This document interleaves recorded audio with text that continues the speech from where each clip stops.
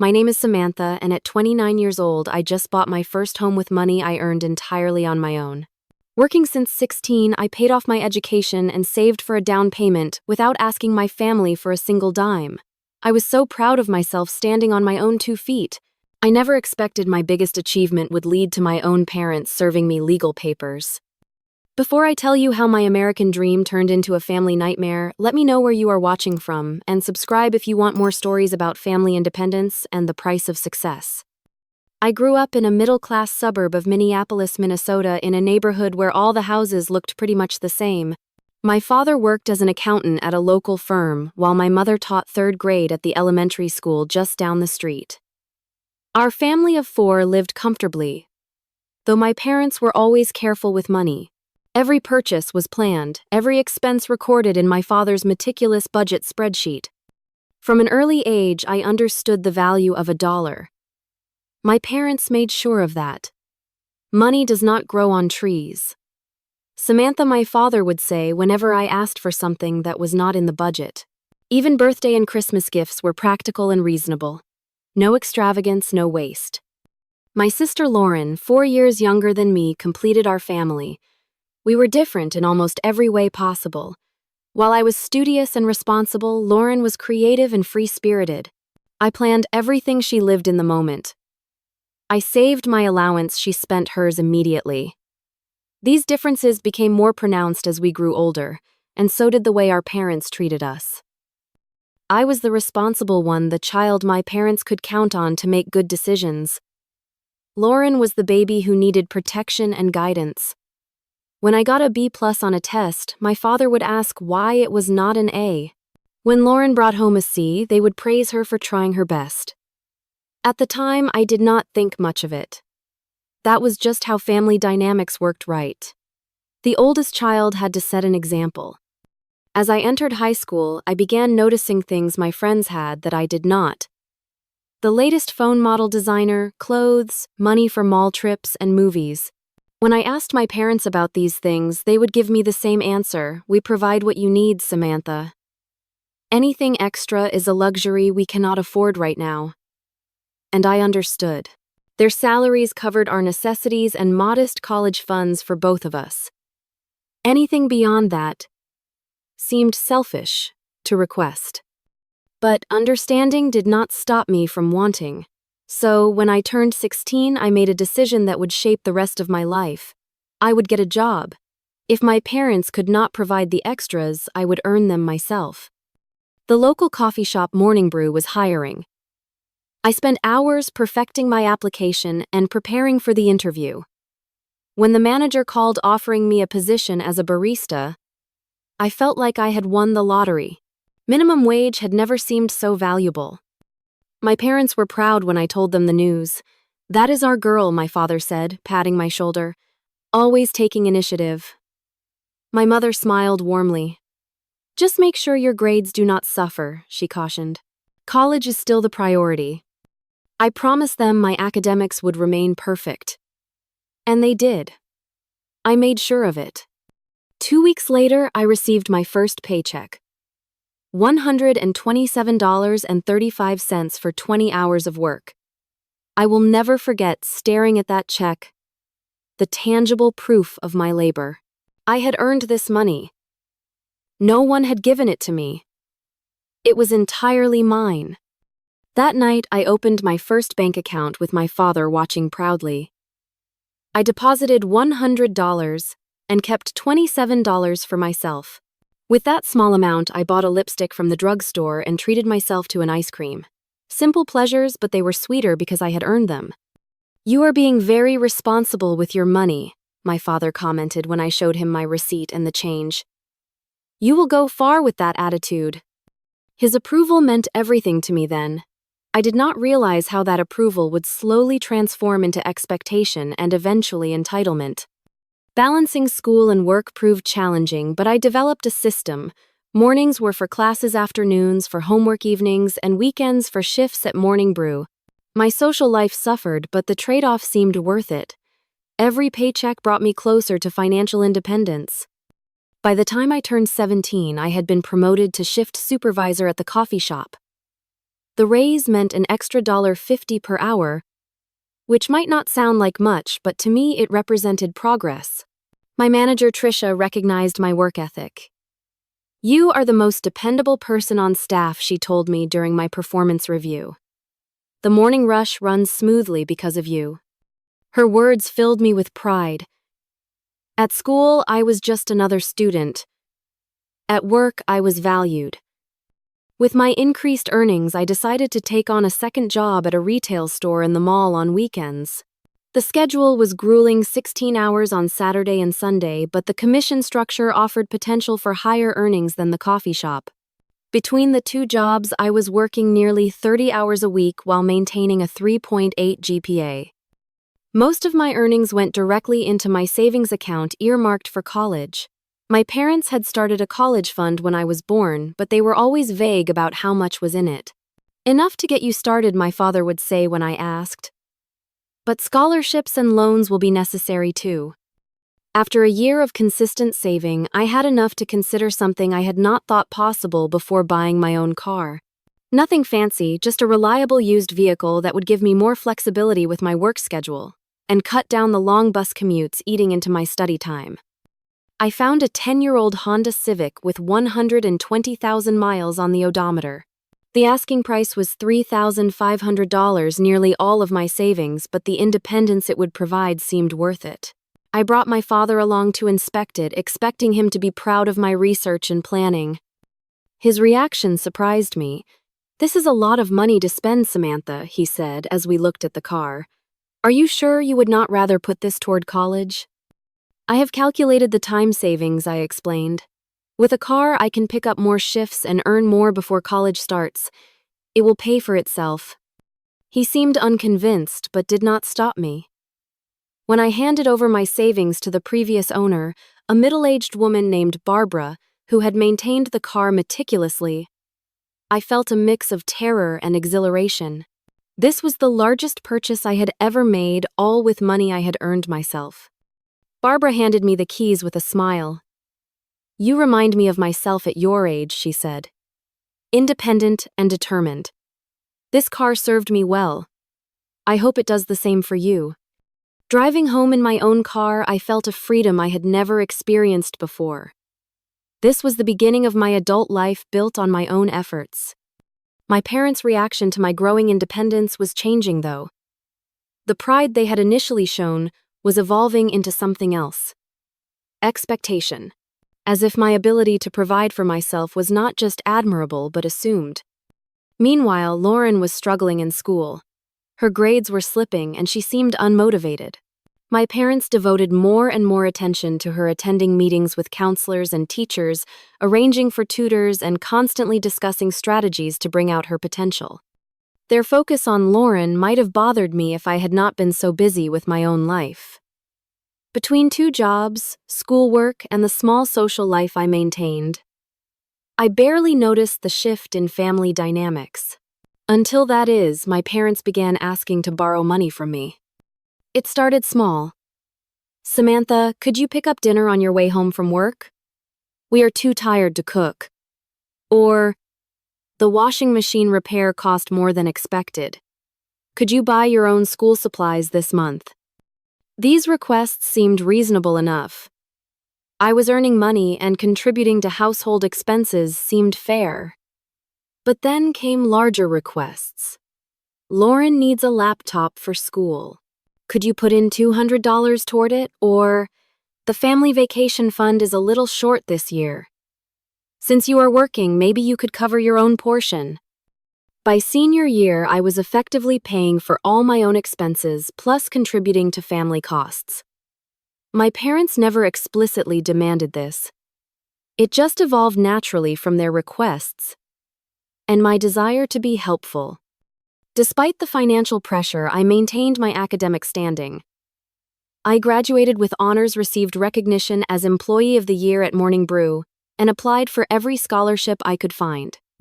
My graduation day should have been purely joyous, but a conversation with my parents that evening cast a shadow over the celebration.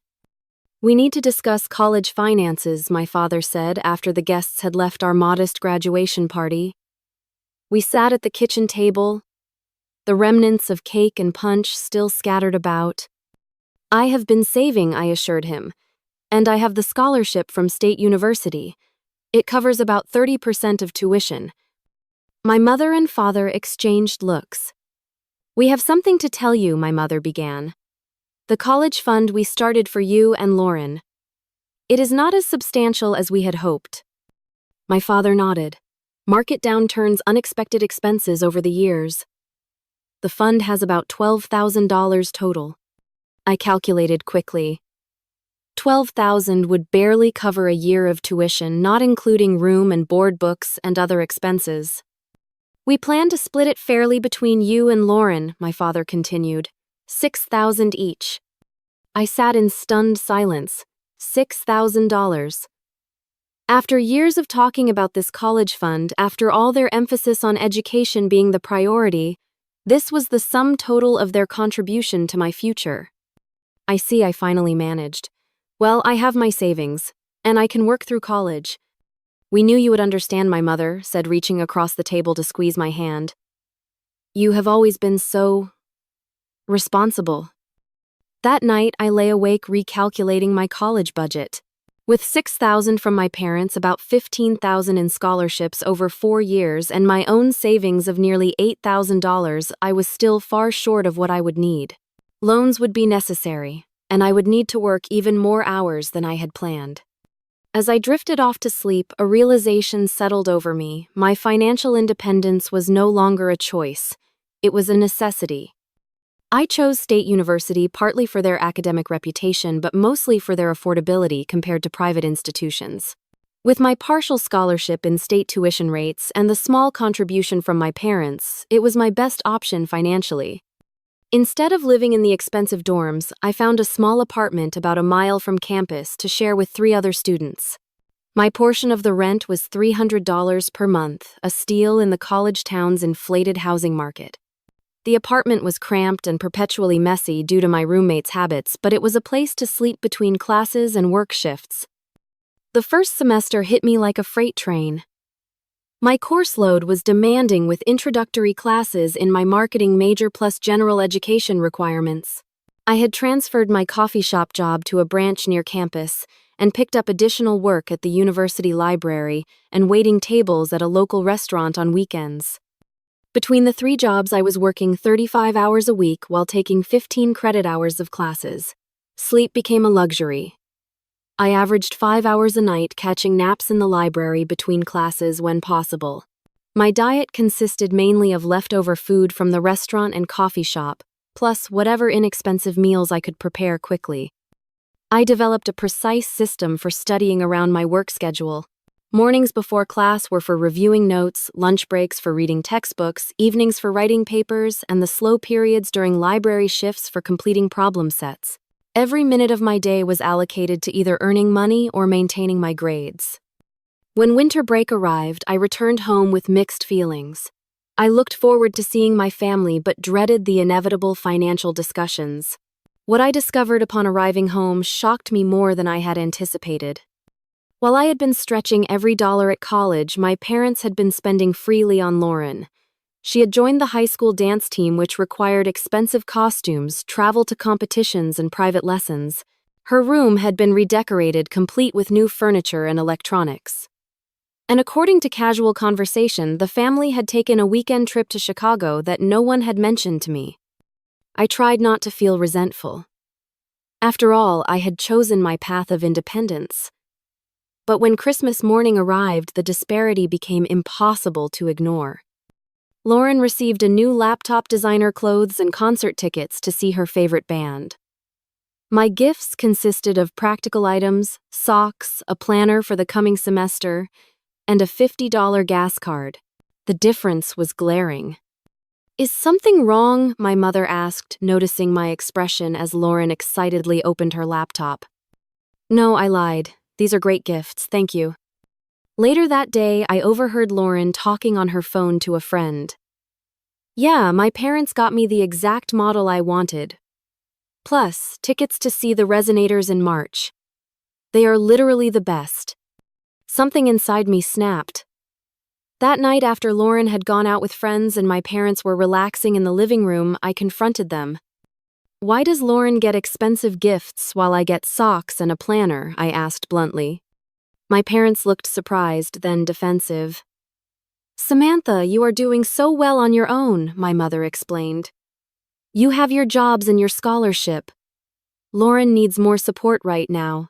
She struggles with confidence, and these gifts help her feel valued." "And I do not need to feel valued," I countered. My father sighed. "That is not what your mother meant. You are already successful. Lauren needs a boost to get where you are naturally. We are just trying to level the playing field. By giving her everything and me nothing." "You are being dramatic," my father said dismissively. "We gave you your share of the college fund. We are proud of your independence. Most parents would be thrilled to have a daughter so self-sufficient." The conversation went in circles with my parents, insisting they were being fair, while I grew increasingly frustrated. Finally, I retreated to my room, a decision forming in my mind. If this was how they viewed our family dynamic, I would embrace it fully. From now on, I would be completely self-sufficient. No more asking for anything, no more expecting anything. When I returned to school for the spring semester, I made an appointment at the financial aid office. The advisor, a kind woman named Judy with gray-streaked hair and reading glasses perched on her nose, helped me identify additional scholarship opportunities and work-study programs. "You are taking on a lot," she cautioned after reviewing my work schedule and course load. "Be careful not to burn out." "I do not have a choice," I told her honestly. "This is the only way I can graduate without crippling debt." Judy nodded sympathetically. "Well, you are certainly not alone.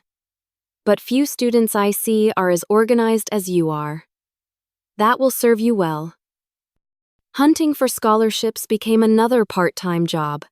I spent hours each week searching databases, writing essays, gathering recommendations, and submitting applications. Most were small awards, $500 to $1,000, but they added up.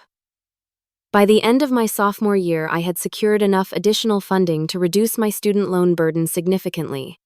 During my junior year, I landed an internship in the marketing department of a local company that produced organic skincare products. The position paid $12 an hour more than any of my other jobs and offered experience directly related to my major. I reduced my hours at the coffee shop, but kept the weekend restaurant job for its reliable tips. The internship proved invaluable. While my classmates were learning marketing theory, I was applying it in real-world situations. My boss, Amanda, appreciated my work ethic and practical approach. "Most interns need constant direction," she told me during my performance review. "You take initiative and solve problems before they reach my desk. That is rare." It was during this time that I met Jason, a graduate student in business administration who frequented the coffee shop. After weeks of friendly conversation over the counter, he asked me out. Dating had never been a priority for me, largely because I had no time for it, but something about Jason's quiet confidence and thoughtful questions intrigued me. Our relationship developed, slowly constrained by my limited free time. Jason was understanding at first, often bringing dinner to the library during my study sessions, or keeping me company during my infrequent breaks. "You are the most determined person I have ever met," he told me one night as we sat on the steps outside my apartment building sharing a pizza. "But I worry about you sometimes. Everyone needs to relax occasionally." "I will relax after graduation," I promised. "When I have a full-time job and no more tuition payments." He shook his head. "Life does not work that way, Sam. There is always another goal, another payment. You need to find balance." His concern was touching, but as the months passed, it transformed into frustration. Jason had a teaching assistant position that covered his expenses and family support for anything extra. He could not understand my financial pressure. "Just skip a shift," he would say when suggesting spontaneous trips or nights out. "One evening off will not bankrupt you." But it was not just about the money for that one evening. It was about the habit, the discipline, the promise I had made to myself to be completely self-reliant. Our relationship reached its breaking point during winter break of my junior year. Jason had invited me to join his family at their cabin for the holiday. When I explained that I could not afford to miss 2 weeks of work, he offered to cover my lost wages. "I do not want your charity," I said more sharply than intended. "It is not charity when someone cares about you," he countered. "It is support. That is what people do in relationships." "I support myself," I insisted. "I always have. And that is more important to you than anything else, is not it? More important than experiences, than relationships, than me." I had no answer that would satisfy him. The next day, Jason ended our relationship, saying he needed someone who could be present in his life. The breakup hurt, but in some ways it clarified my priorities. I was not ready to compromise my independence for anyone or anything. I would complete my education on my own terms, graduate debt-free if possible, and build the stable financial future I had been working towards since I was 16. My internship with the skincare company paid off in ways I had not anticipated. 2 months before graduation, the marketing director called me into her office. I assumed it was for a routine discussion about my final weeks as an intern. Instead, she offered me a full-time position starting immediately after graduation. "Your work has consistently exceeded our expectations," she explained. "We would rather not lose you to another company." The starting salary was $42,000 per year, with benefits slightly above average for entry-level marketing positions in the area. I accepted on the spot, the relief of securing employment before graduation overwhelming any desire to negotiate for more. When I walked across the stage to receive my diploma, I felt a surge of pride unlike anything I had experienced before. I had earned this degree in every sense of the word, paying for it, with my labor sacrificing sleep and social life to maintain my grades while working. The Latin honors designation on my diploma, cum laude, represented countless hours of determination. My parents attended the ceremony, of course.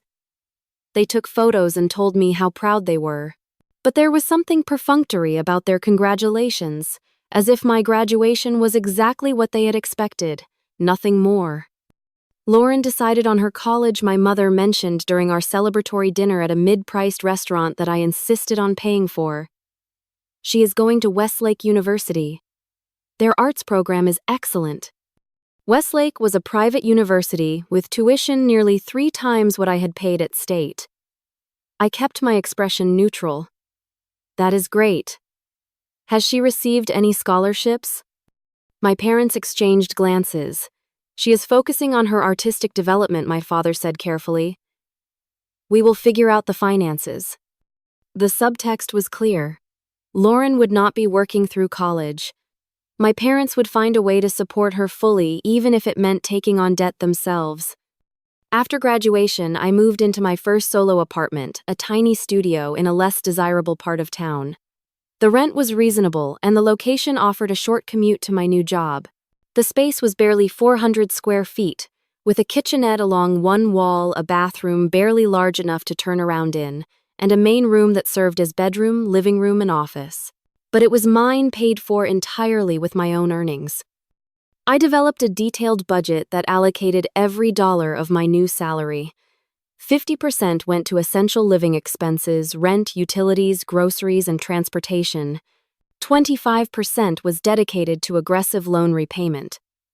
The remaining 25% was split between retirement savings, emergency fund contributions, and a small discretionary category for minor indulgences. There were sacrifices, of course. No vacations, minimal dining out, clothes from thrift stores, and furniture picked up from curbsides or bought secondhand. My social life consisted mainly of free community events and occasional potluck dinners with colleagues. But the sacrifices paid off professionally. Without distractions, I poured myself into my work, taking on additional projects whenever possible and developing skills beyond my job description.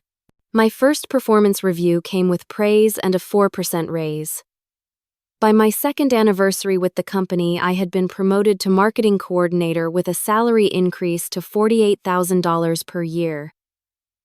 During this time, Lauren's college experience was taking a dramatically different path from mine. She changed her major 3 times in her first 2 years, from studio art to theater to communications. Each change extended her expected graduation timeline. What should have been a 4-year degree stretched to 5, then 6 years. My parents never complained about the additional expense, at least not to me.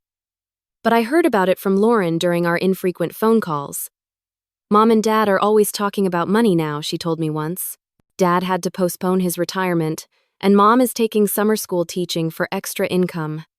I felt a twinge of sympathy for my parents, but reminded myself that these were their choices. They had decided to fully support Lauren, rather than encouraging her to take financial responsibility as they had with me. Family gatherings became increasingly tense, as the financial disparities between my sister and me grew more pronounced.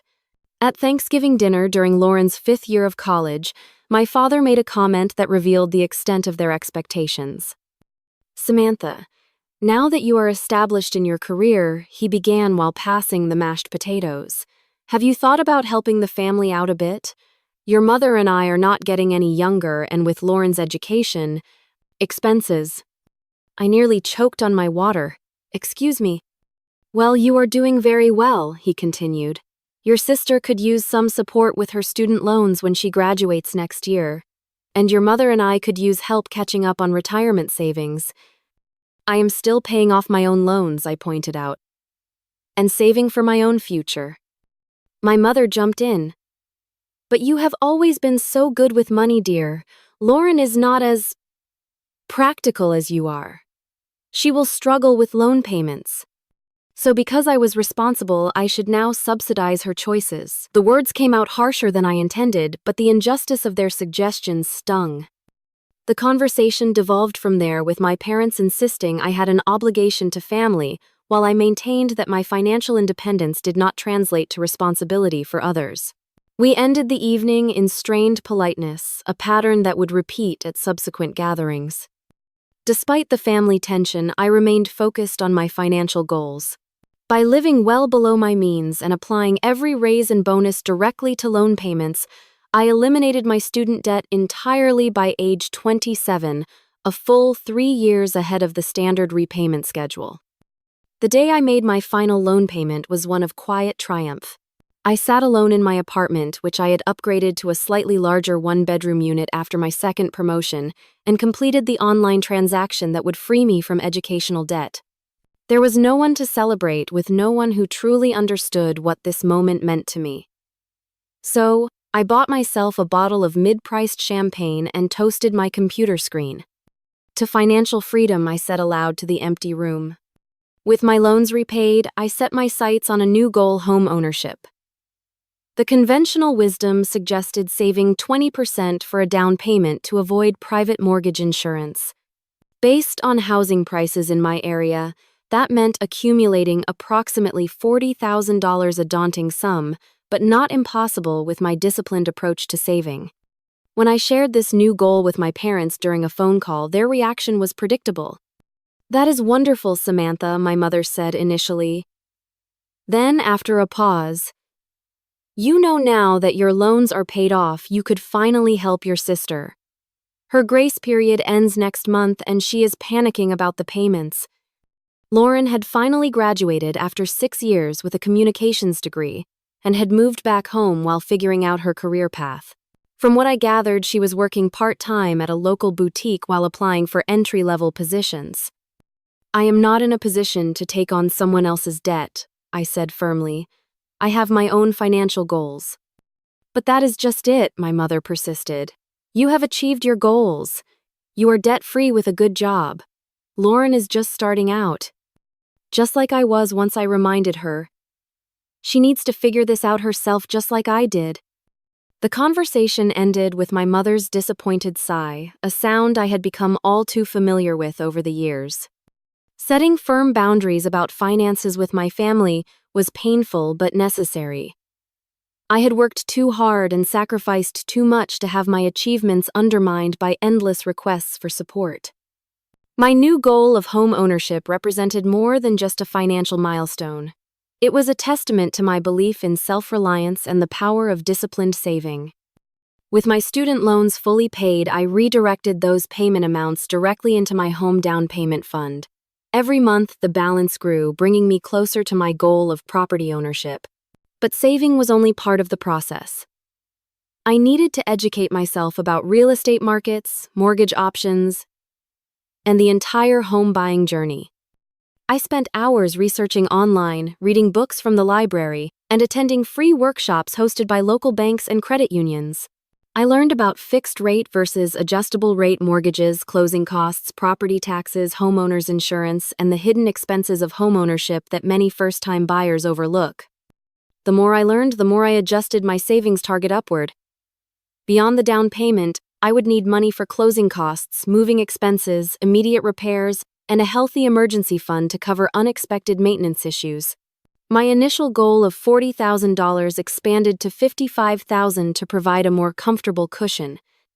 Saving this amount while maintaining my lifestyle of careful frugality required additional income streams. I took on freelance marketing projects, participated in market research studies, and even drove for a rideshare service on occasional weekends. Every extra dollar went directly into my house fund. After 2 years of aggressive saving, my account balance reached my target. I was ready to begin the house hunting process in earnest. I connected with a realtor named Diane, who specialized in working with first-time home buyers, explaining my budget and priorities clearly. "I need something modest but sound," I told her during our initial meeting. "I am not looking for my forever home, just a solid starter property that I can build equity in." Diane nodded approvingly. "You are already ahead of most first-time buyers. They come in with champagne tastes and beer budgets.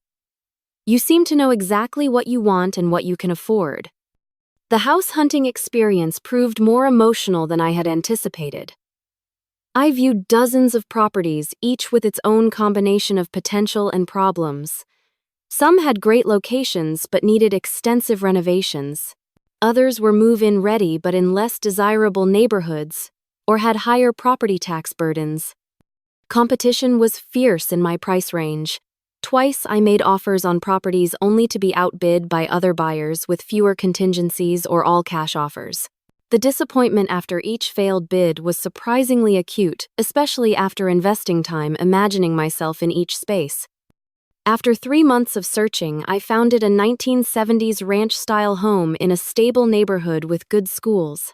At just under 1,500 square feet, it was larger than I needed as a single person but offered room to grow. The previous owners had maintained it well but had not updated the somewhat dated interior.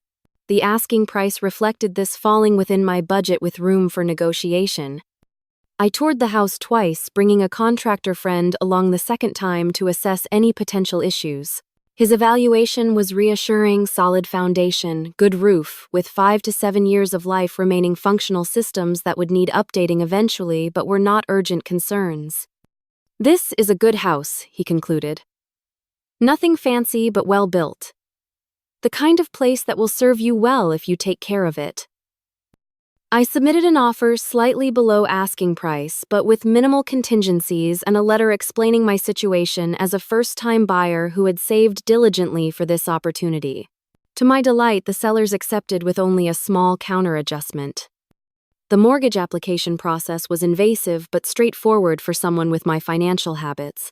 Years of careful documentation, consistent employment, and responsible credit use resulted in approval at a favorable interest rate. The underwriting process verified every aspect of my financial life, from income to assets to debts, of which I had none beyond my monthly credit card that I paid in full. The inspection revealed minor issues that the sellers agreed to repair before closing. The appraisal came in slightly above the purchase price, confirming the value of my investment. Each step brought a mixture of anxiety and excitement as the reality of homeownership approached. Closing day arrived 60 days after my initial offer. I sat at a table with my realtor and the closing agent, signing document after document until my hand cramped. When the final paper was signed, the agent handed me a set of keys with a smile. "Congratulations, homeowner," she said warmly. Driving to my new house, keys in hand, I felt a surreal sense of achievement. This property was mine, purchased entirely through my own efforts. No family assistance, no gift funds for the down payment, no co-signers on the mortgage. Just the culmination of years of work, saving, and sacrifice. Moving day was a solitary affair. I had accumulated few possessions in my years of apartment living, and what I had fit into a small rented truck that I loaded and unloaded myself with the help of 2 coworkers who accepted pizza and beer as payment. My parents had offered to help, but I politely declined, wanting this transition to remain firmly in the category of personal achievement. The first night in my new home was both exciting and intimidating. The house felt cavernous after years in small apartments, and unfamiliar noises kept me alert. But beneath the adjustment, anxiety was a profound sense of pride. I had done this. Every mortgage payment would build my equity, not a landlord's wealth. Over the following weeks, I tackled small renovation projects to make the house truly mine. I painted walls, replaced dated light fixtures, and refinished kitchen cabinets. Each improvement, accomplished with the help of YouTube tutorials and borrowed tools, increased both the home's value and my personal investment in the space. As I settled into homeownership, I began to consider sharing my achievement with my family. Despite our strained relationship over finances, they were still my family, and part of me hoped they would simply be proud of what I had accomplished, without turning it into another discussion about helping Lauren. After 2 months in my new home, I invited my parents and Lauren for dinner. I spent days cleaning, decorating, and planning a menu that was impressive but not extravagant. I wanted them to see that I was doing well but not flaunting wealth that could be redistributed to family needs. As the day of the dinner approached, anxiety knotted my stomach. Would they be genuinely happy for me, or would my achievement become another source of tension? I hoped for reconciliation, but prepared myself for disappointment. "This is my home," I practiced saying to my reflection in the bathroom mirror. "I earned it. I deserve it." The affirmation felt necessary, a shield against potential criticism or guilt trips. The doorbell rang at exactly 6 o'clock on Saturday evening. Taking a deep breath, I opened the door to my family, hoping that my hard-won independence would finally earn their unconditional approval. I greeted my parents with a warm smile, accepting their stiff hugs and the bottle of wine my father extended. Lauren hung back her expression, a mixture of curiosity and something less pleasant that I could not immediately identify. "Welcome to my home," I said, gesturing them inside with genuine pride. "It is cute," my mother commented, her gaze sweeping critically over the freshly painted living room, smaller than I expected. "Perfect starter size for one person," I replied, maintaining my smile despite the subtle dig. "Let me give you the tour before dinner." I led them through the house, pointing out the improvements I had made and my plans for future projects. My father asked practical questions about the furnace and water heater, while my mother commented on the potential of various spaces as if they were not already perfectly functional. Lauren remained mostly silent, trailing behind and occasionally touching items as if assessing their value. When we reached the second bedroom that I had set up as a home office, she finally spoke. "You have an extra bedroom just sitting empty," she asked, her tone sharp. "It is my office," I explained. "I sometimes bring work home, and I have started doing some freelance projects on the side." "Nice to have the space for that," she muttered, turning away. The tour concluded in the kitchen, where I had prepared a roast chicken dinner with all the trimmings. As we sat down to eat, I hoped the shared meal would ease the tension that was already building. For a few minutes, conversation remained superficial. My parents inquired about my job, and I asked about their health and activities. Lauren mentioned a job interview she had the following week, her first promising lead after 6 months of searching. "It is at a marketing agency downtown," she said, pushing food around her plate. "Entry level, but at least in my field." "That is great," I responded sincerely. "Marketing can be a rewarding career. If you want any advice about the interview, I am happy to help." Lauren's expression soured. "Not all of us can be perfect like you, Samantha. Some of us had to actually enjoy college instead of working every minute." An uncomfortable silence fell over the table. My mother cleared her throat. "This chicken is very tender, dear. Did you use a special recipe?" I was about to answer when my father interrupted, his tone casual but his question anything but. So Samantha, what did you end up paying for this place? The market has been quite competitive lately. The question was inappropriate by most social standards, but not surprising coming from my father. I would rather not discuss the exact amount, I said carefully, but I got a good deal and a favorable mortgage rate. We are family, he pressed. There is no need for secrets about money. It is not a secret, I countered. It is a boundary. My finances are private. My mother jumped in. Your father is just curious about your investment. After all, we helped shape your financial education. And speaking of finances, she exchanged a glance with my father that sent warning signals through my mind. We are very proud of what you have accomplished, my father began, setting down his fork. The formal tone of his voice made it clear he had rehearsed this speech. You have always been independent and responsible. But with that success comes certain family obligations. Here it was the conversation I had been dreading. I remained silent, waiting for him to continue. Your sister is struggling with her student loans, he said. Over $70,000 in debt, and the entry-level positions she is applying for barely pay enough for basic living expenses, let alone significant loan payments. That is unfortunate, I said neutrally. But I fail to see how her debt is my responsibility. Lauren interjected, her voice rising. Of course you do not see it. You have never had to see anything beyond your own perfect little world. Lauren, my mother cautioned, then turned back to me. What your father is trying to say is that we always expected that family would help family. You have done so well, and Lauren needs support to get started. I needed support too, I reminded them. I worked 3 jobs through college. I lived on ramen and leftover food from work. I went without sleep and social life to graduate without crippling debt. And we are very proud of that, my father said dismissively. But Lauren is different. She is more sensitive, more creative. Working like you did would have destroyed her spirit. The unfairness of this statement stunned me momentarily. So, because I was stronger, I deserve less support and more burden. That is not what we are saying, my mother insisted, though it was exactly what they were saying. We are simply acknowledging different needs, and right now Lauren needs help with her loans. We actually told her not to worry too much about the cost of college, my father admitted, a revelation that sent shock through me. We assured her that by the time she graduated, you would be established and able to help. I stared at them in disbelief. You promised her my money without consulting me. Not promised exactly, my mother hedged. We just assumed that family takes care of family. You have always been so responsible. Lauren's expression had transformed from anger to righteous indignation. You bought a house instead of helping your family, she accused. Do you know what that kind of money could have done for my student loans? You are literally stealing my future to build your own. I worked for every penny that paid for this house, I said, my voice shaking with suppressed rage. I earned this. I deserve this.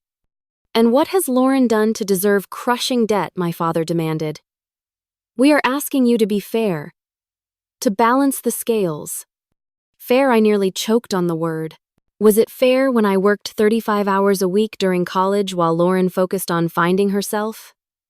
Was it fair when you gave her expensive Christmas gifts while I got socks? Was it fair when you spent your savings on her, education, and left me to fend for myself? We knew you could handle it, my mother said, as if this were a compliment rather than an admission of unequal treatment. So this is my punishment for being capable. For being independent, I have to subsidize everyone else's choices. My father's expression hardened.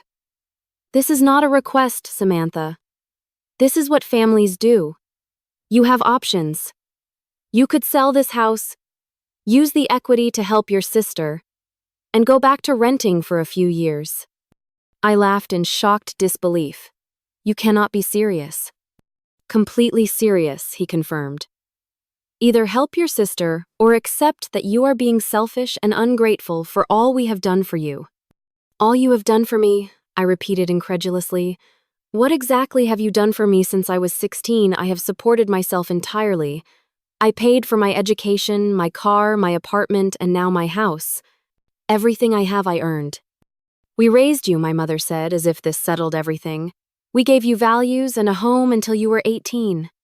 And I am grateful for that, I acknowledged. But that does not entitle you to the fruits of my labor for the rest of my life. The conversation deteriorated from there. Lauren called me selfish and entitled, seemingly oblivious to the irony. My mother cried, playing the victim when her manipulation failed. My father grew increasingly stern, his disappointment radiating like a physical force. You need to decide what matters more to you, he finally declared, pushing back from the table. This house or your family? Because you cannot have both. That is not a choice any loving parent would force on their child. I responded, my voice quiet, but firm. My father stood motioning for my mother and Lauren to do the same.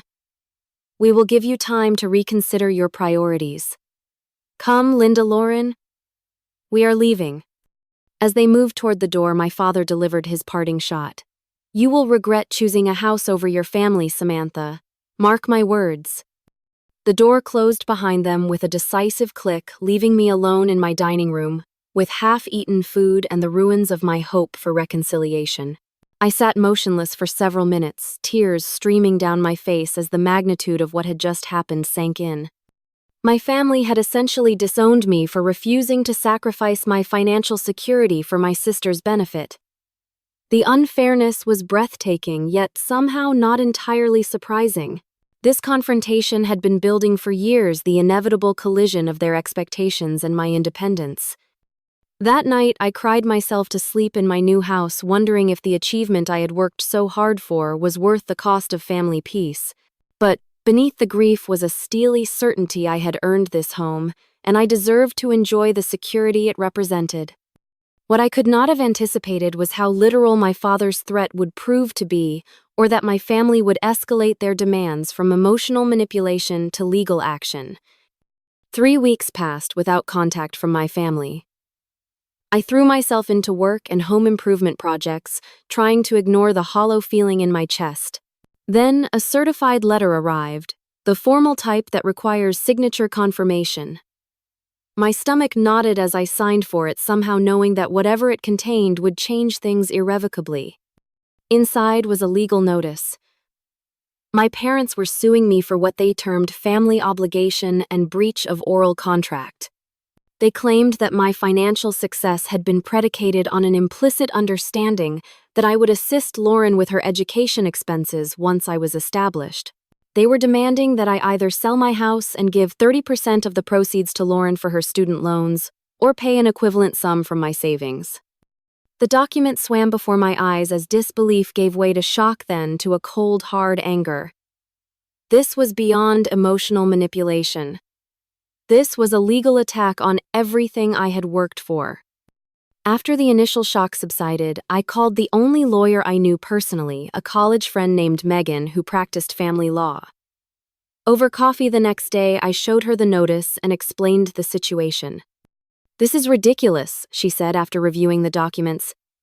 They have no legal standing whatsoever. There was no contract, oral or otherwise. You are an adult who has supported yourself entirely. They cannot force you to support your adult sister.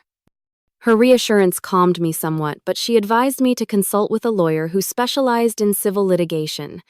This should be dismissed quickly, but you need proper representation. I can recommend someone. The following week, I met with attorney David Winters, a middle-aged man with kind eyes and a no-nonsense manner.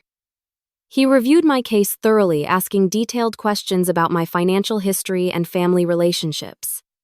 Based on what you have told me, this case has no merit, he confirmed. But that does not mean it will not be painful. Family lawsuits always are, regardless of legal standing. He explained that we would file a motion to dismiss, arguing that no valid contract existed, and that, as an adult, I had no legal obligation to support other adult family members. We should prepare for a hearing, though. The judge will want to hear both sides before making a ruling. The legal process moved slowly. Preparing for the hearing meant gathering documentation of my financial independence tax returns, showing my work history starting at 16 loan statements, scholarship awards, and bank records, demonstrating that I had received minimal financial support from my parents during and after college. Each piece of evidence was both vindication and painful reminder.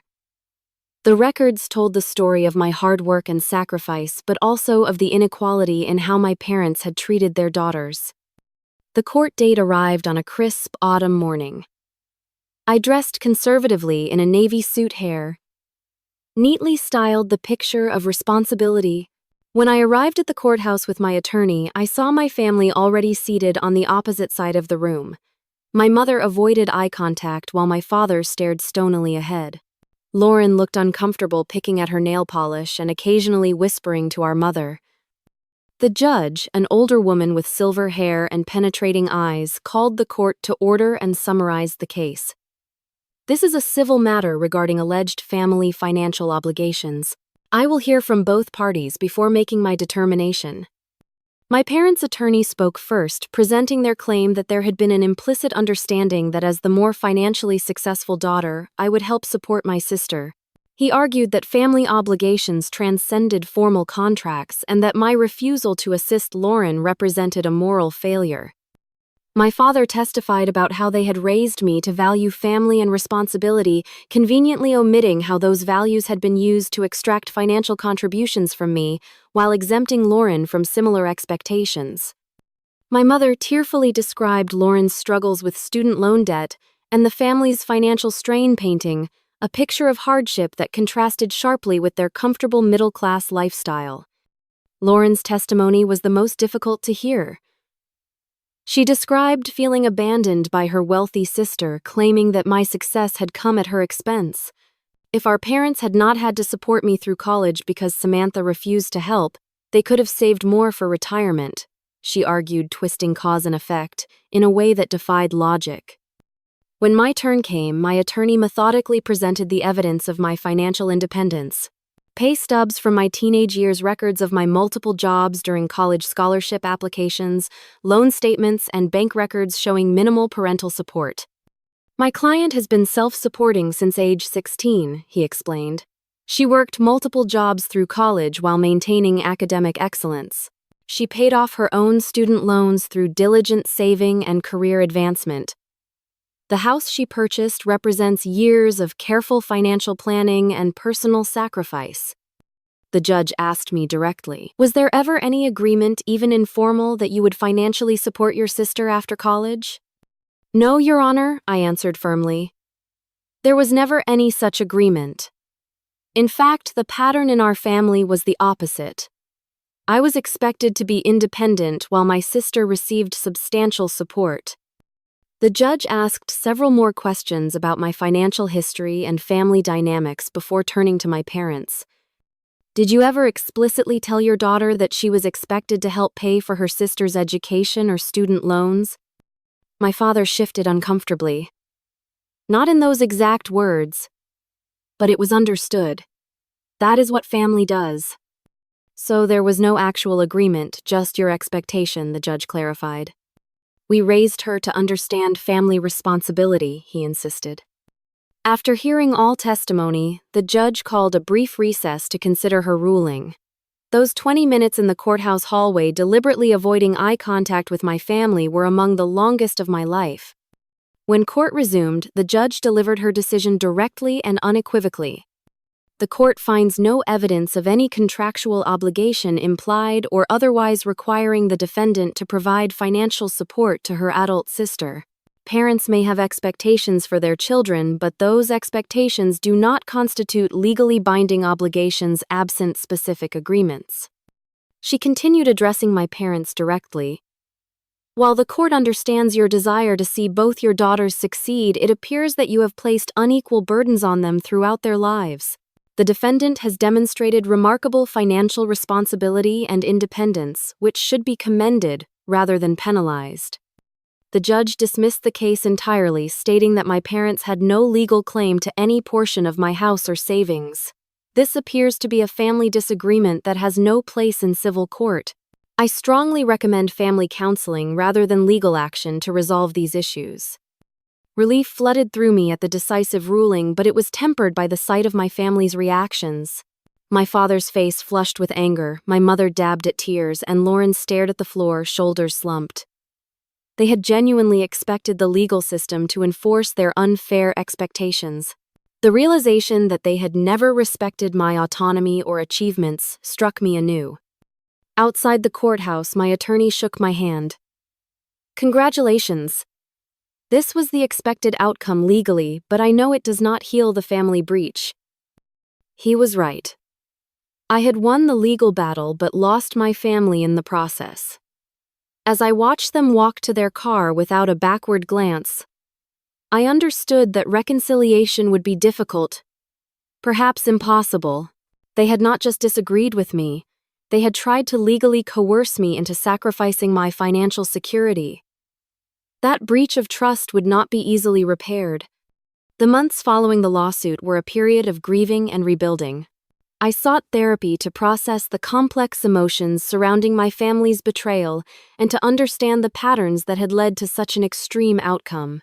My therapist helped me recognize that my parents had treated me and Lauren unequally from childhood, creating a dynamic where I was expected to be perpetually responsible, while Lauren remained perpetually dependent.